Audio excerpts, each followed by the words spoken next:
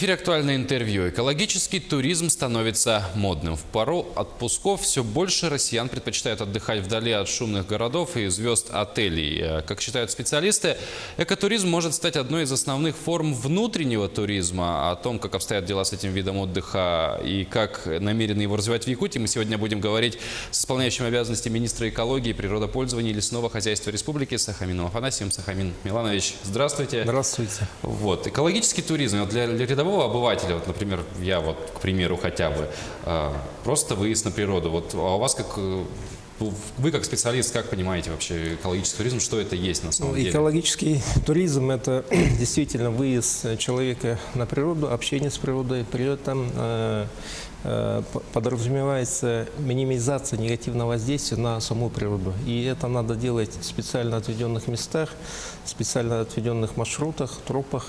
Мы сегодня ведем речь об экологическом туризме на особо охраняемых природных территориях. Это природные парки, ресурсные резерваты, ну и так далее. Да? То есть человек может выехать на природу, но природа особо охраняемых природных территорий, она уникальна и привлекает туриста. Ага, и то есть как бы задача не просто отдохнуть, но и минимизировать все какие-то последствия. Да, вот особенность экологического туризма заключается именно в этом. А вот на каких особо охраняемых природных территориях Якутии необходимо развивать непосредственно экологический туризм, и что это вот самим территориям дает? Очень хороший потенциал у будущего национального парка Ленские столбы. Эта местность пользуется популярностью у туристов. Если лет 5 назад посещало около 10 тысяч туристов, то уже на данный момент посещает больше 20 тысяч. Только вот за зимний период, за зимний сезон побывало около 10 тысяч туристов. Зимнюю форму туризма, экологического туризма мы ввели вот последние 2 года. Кроме этого, большим потенциалом обладают природные парки Синяя, Усть-Вилюйский, Колыма и Момский парк. Вот говоря про Ленские столбы, последний год, да, вот вы сказали, что он стал популярен, действительно, и он стал популярен не только среди иностранных туристов, туристов из других регионов России, но и самих якутян. Как это сказывается на финансировании парка и, опять же, на его экологии? Основное содержание парка проводится за счет республиканского бюджета, но при создании национального парка финансирование увеличивается в разы и, конечно, будет финансироваться за счет федерального бюджета. Но при этом парк ведет внебюджетную деятельность, так называемый экологический сбор, который идут на прямые расходы по сануборке, саночистке и так далее. Да? Здесь мы подчеркиваем рост внебюджетных поступлений именно за счет потока туристов, который все увеличивается и увеличивается. Кроме этого, мы наблюдаем увеличение самозанятости жителей Хангаласского улуса, которые работают на предоставлении услуг. Также большой объем работы появляется у туроператоров, которые как раз везут туристов на природный объект. Вот опять же, увеличение потока туристов, оно сильно ли сказывается на экологии, или же вот этот экологический сбор, о котором вы сказали, он помогает нивелировать этот ущерб? Экологи смотрят так называемую рекреационную емкость любой особо охраняемой территории. Допустим, у Ленских столбов эта емкость составляет до 70 тысяч посещений. А именно в тех отведенных местах, мы не говорим о зонах абсолютно покоя, туда турист в принципе не должен заходить, а именно по туристическим маршрутам в зоне традиционного природопользования особо охраняемой территории. У Ленских столбов, кроме существующего маршрута, есть несколько уникальных, хороших маршрутов, которые будут востребованы в будущем. Это Дерингюрях, Курунгнах, ну и так далее. То есть вот развитием этих маршрутов также будут заниматься как потенциал развития дальнейшего парка? Конечно. И эти маршруты, они еще не исследованы нашим туристам, да, и они влекут новые приключения, новые удивительные открытия именно на новых маршрутах. А упор все-таки больше делается на внутренний туризм или же на зарубежных посетителей? Мы отмечаем, что рост внутреннего туризма в Республике Саха-Якутия именно на ОПТ, они привлекают, это изюминка для туристов, именно ОПТ, рост очень динамично идет. И востребованность очень большая. Не каждый может себе позволить выехать за границу, и туристы Якутии идут изучать нашу природу, пообщаться с природой. То есть все-таки больше популярности у местного населения такого туризма, ну, именно туризм для посещения Я особо понял. охраняемых. Большой поток – это наши туристы, наши с вами сограждане, жители города Якутска, Земляки. земляки наши. Ну и въездной туризм тоже есть. Много туристов иностранных. Вот говоря про отдых сейчас, да, в эти жаркие дни люди все чаще пытаются выбраться на природу, будь то какие-то острова, лес, пляж. И да, всегда сталкиваемся с такой проблемой, что остается мусор после посетителей. Опять же, если это говорить про лес, это лесные пожары. Как-то вот как с такой проблемой бороться? Самое главное – ответственность самого туриста. Мы пытаемся разъяснять, объясняем. Есть понимание, есть ответственные туристы, которые за собой ничего не оставляют, убираются. Но есть и товарищи менее ответственные, за которыми приходится убираться и приводить порядок в природу. Но в целом в этом вопросе ответственность населения больше стала за последние годы? Ответственность населения становится больше. Это вследствие экологической политики, которая проводится в Республике Саха-Якутия. Именно приоритеты экопросвещения и экообразования, они дают плоды. То есть люди понимают, что природу надо беречь. Но вот говоря про какой-то, может быть, опыт других стран, да, вот в некоторых практикуют такой экологический сбор просто при посещении. То есть мы сейчас говорили про ленские столбы. Но вот просто в лес выезд. Какой-то экологический сбор, работает ли это, оценивали опыт зарубежных стран в этом вопросе? В зарубежных странах плата взимается за посещение национальных парков, природных парков. Мы тоже практикуем, но плата взимается не за посещение, а только за предоставленные услуги. Это может быть услуги гида, егерские услуги и так далее.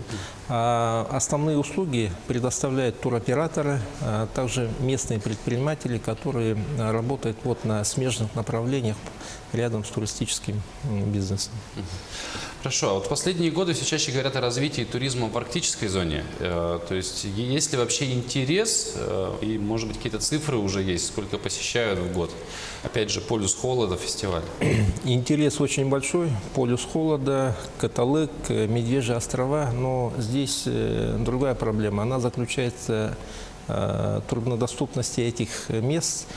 Поэтому к этим местам может приобщиться и приехать турист, который наиболее подготовлен и заинтересован, замотивирован, чтобы посетить именно эти места. Ну, те же Новосибирские острова, Заказник. Ну а что интересного там, что привлекает именно людей? Зачем они едут туда? Привлекает целостность, нетронутость природы и возможность вживую пообщаться с животным, растительным миром, которого вот обычной природе ты не наблюдаешь. Ценность ОПТ – это места, родильные места животного, растительного мира, а также перелетных птиц. И как в зоопарке можно воочию наблюдать за буйностью растений, растительного мира, также за поведением животных, будь это белый медведь, сахатые. А становится ли больше туристических операторов, которые предлагают эти маршруты, или это, вот, грубо говоря, какая-то вот каста из нескольких там условных компаний, и если их становится больше, то поддерживает ли их государство?